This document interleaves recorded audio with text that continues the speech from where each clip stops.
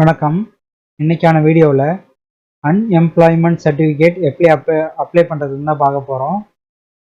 அதுக்கு Chrome open பண்ணி சர்ச்சில் போயிட்டு டிஎன்இஜிஏன்னு டைப் பண்ணுங்க. சர்ச் கொடுங்க.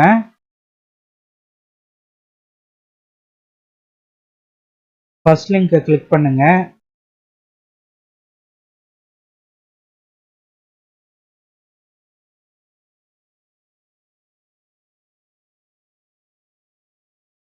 இங்கே பாருங்க, பயனாளர் உள்நுழைவுன்னு இருக்கு. அதை கிளிக் பண்ணுங்க. இங்கே உங்கள் நேம், பாஸ்வேர்ட், கேப்சா அதெல்லாம் என்டர் பண்ணிவிட்டு லாகின் கொடுங்க. ஒருவேளை உங்ககிட்ட அக்கௌண்ட் இல்லைன்னா இங்கே நியூ யூசர்னு இருக்கு பாருங்க, அதை கிளிக் பண்ணி புதுசாக அக்கௌண்ட் கிரியேட் பண்ணிக்கோங்க.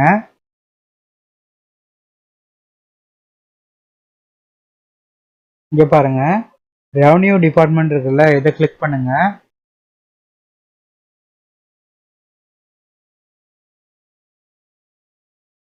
இங்கே லாஸ்ட்டாக வந்தீங்கன்னா 108 அன்எம்ப்ளாய்மெண்ட் சர்டிஃபிகேட்னு இருக்கு பாருங்க, இதை கிளிக் பண்ணுங்க.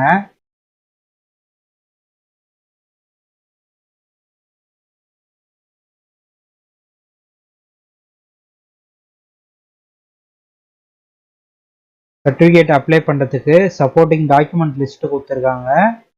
Photo, address proof, educational qualification proof, transfer certificate அதாவது டிசி, ஃபேமிலி இன்கம் சர்டிஃபிகேட், அதுக்கப்புறம் self declaration form, employment card. அவ்வளோ இவ்வளோ இந்த சர்டிஃபிகேட்ஸ் மட்டும் இருந்தால் போதும், அப்ளை பண்ணலாம். அதோட 60 ரூபா ஃபீஸ் பே பண்ணுற மாதிரி இருக்கும். ப்ரொசீட் கொடுத்துக்கோங்க.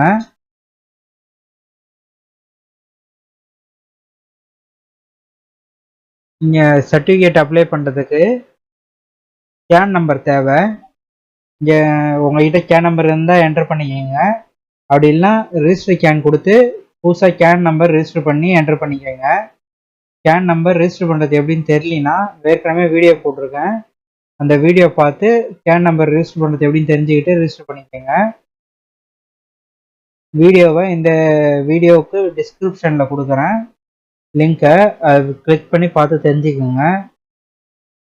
ஒருவேளை உங்களுக்கு கேன் நம்பர் மறந்துடுச்சு, ஆல்ரெடி ரிஜிஸ்டர் பண்ணிட்டேன் அப்படின்னா இங்கே பாருங்கள், ஆதார் நம்பர்னு இருக்குது பாருங்கள், இங்கே வந்து உங்களுடைய ஆதார் நம்பரை என்டர் பண்ணுங்கள். என்டர் பண்ணி சர்ச் கொடுத்துட்டிங்கன்னா ஆட்டோமேட்டிக்காக கேன் நம்பர் இங்கே டிஸ்பிளே ஆக ஆரம்பிச்சிடும். என்னோட கேன் நம்பர், நேம், அப்பா பேர், மொபைல் நம்பர், இமெயில் ஐடி இது எல்லாமே டிஸ்பிளே ஆகுது. இங்கே டிக் பாக்ஸை டிக் பண்ணிக்கோங்க. டிக் பண்ணிட்டீங்கன்னா இங்கே ஒரு தடவை ஆதார் நம்பர் என்டர் பண்ணிக்கோங்க, டேட் ஆஃப் பர்த் என்டர் பண்ணிக்கோங்க. என்டர் பண்ணிவிட்டு ஜெனரேட் ஓடிபி கொடுங்க. ஓடிபி உங்கள் ரெஜிஸ்டர் மொபைல் நம்பருக்கு வரும்.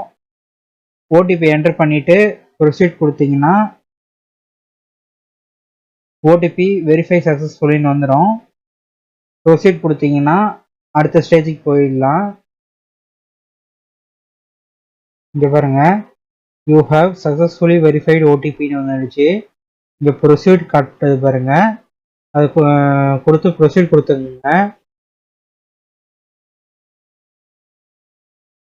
உள்ளே வந்ததுக்கப்புறம் உங்கள் கேன் நம்பரில் இருக்கிற டீட்டெயில்ஸ்லாம் காட்டும். கீழே ஸ்க்ரோல் பண்ணி வந்தீங்கன்னா இங்கே பாருங்கள், எஜுகேஷன் டீட்டெயில்ஸ் இருக்குது பாருங்கள், இதெல்லாம் என்டர் பண்ணுற மாதிரி இருக்கும். யூ ஹாவ் கம்ப்ளீட்டட் யுவர் கிராஜுலேஷன் இருக்குது. உங்களுடைய கிராஜுலேஷனை கம்ப்ளீட் பண்ணிட்டீங்கன்னா எஸ் கொடுங்க, அப்படி இல்லைன்னா நோ கொடுத்துக்கோங்க. உங்கள் school and college name, school இல்லை காலேஜ் நேம் ஏதாவது ஒன்று நீங்கள் என்டர் பண்ணுங்கள். இயர் ஆஃப் கம்ப்ளீஷன், எந்த வருஷம் முடிச்சிங்களோ அதை இங்கே என்டர் பண்ணுங்கள்.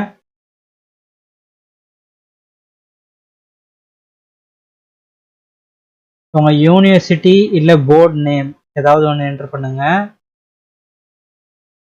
உங்களுடைய ஹையஸ்ட் எஜுகேஷன் என்னவோ அதை இங்கே என்டர் பண்ணிக்கோங்க. இதே மாதிரி என்டர் பண்ணிக்கோங்க. என்டர் பண்ணிவிட்டு கீழே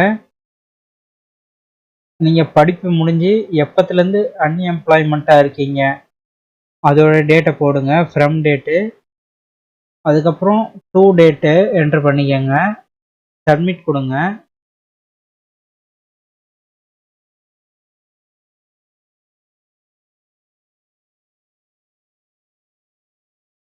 அடுத்தது டாக்குமெண்ட் அப்லோட் பண்ணணும்.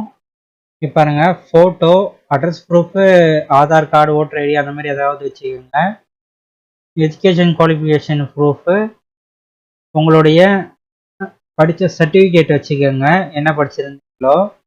அதே மாதிரி ட்ரான்ஸ்ஃபர் சர்டிஃபிகேட் டிசி அப்லோட் பண்ணிக்கோங்க. ஃபேமிலி இன்கம் சர்டிஃபிகேட் அதை அப்லோட் பண்ணிக்கோங்க. அப்புறம் செல்ஃப் டிக்ளரேஷன் ஃபார்ம் இங்கே இருக்கு பாருங்கள், டவுன்லோட் செல்ஃப் டிக்ளரேஷன் ஃபார்ம். இதை கிளிக் கொடுத்தீங்கன்னா செல்ஃப் டிக்ளரேஷன் ஃபார்ம் டவுன்லோட் ஆகிடும்.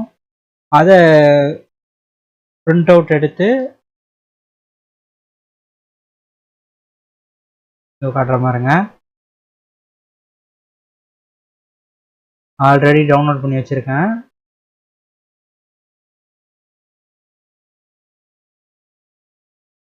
இந்த சர்டிஃபிகேட்டை பிரிண்ட் அவுட் எடுத்து உங்கள் கையெழுத்து போட்டு மறுபடியும் டாக்குமெண்ட்டை மாற்றி அப்லோட் பண்ணிக்கோங்க. அப்படி இல்லைன்னா அடாப்டில் ஸ்கேன் பண்ணிவிட்டு கையெழுத்தை ஸ்கேன் பண்ணி போட்டுட்டு அப்படியே அப்லோட் பண்ணிக்கோங்க. இதுதான் செல்ஃப் டிக்ளரேஷன் ஃபார்ம்.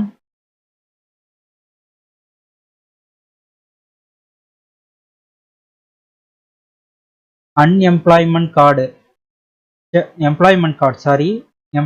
கார்டு நீங்கள் வேலைவாய்ப்பு அலுவலகத்தில் பதிவு பண்ணியிருந்தீங்கன்னா அந்த கார்டும் வைக்கலாம். அது ஆப்ஷனல் தான், மேண்டேட்ரி இல்லை.